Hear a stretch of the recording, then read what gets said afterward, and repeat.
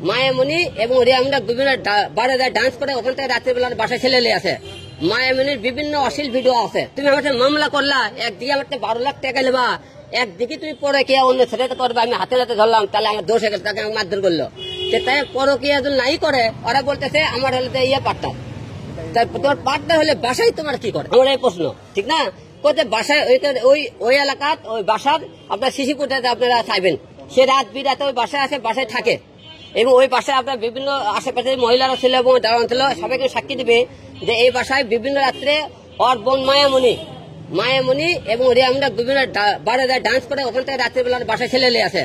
মায়ামণির বিভিন্ন অশ্লীল ভিডিও আছে এবং রিয়ামণির বিভিন্ন বারে অশ্লীল ভিডিও করে খারাপ কাছে এই সমস্ত ভিডিও আছে মায়ামণির, ঠিক আছে? এবং ওরা যে খারাপ কাজ করে এবং ওর বোন এক রুমে থাকে, এক রুমে থাকে, এই সমস্ত অনুষ্ঠান করে গেলে ওরা ওখানে ওই বাসা দিয়েও ব্যবসা করে রাত বিরাত। খালি এখানে না, এরা কাউলা ছেলে যে বাসায়, ওই বাসা থেকে ওই ব্যবসার কারণে বাসা থেকে বের করতেছে।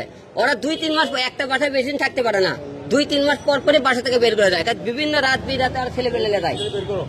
আচ্ছা আলম ভাই, রিয়ামণি যখন লাইভে আসছে তখন আপনার ফোন কোথায় ছিল? আপনি লাইভে আসতে পারলেন না কেন? রিয়ামণি যখন ফোন আনতে কেড়ে নিয়েছিল, ম্যাক্স ছবি আমার সেট কাইলেছে, আপনার ফোন ওরা কেড়ে নিয়েছে, কেড়ে নিয়ে তারা লাইভে আসছে।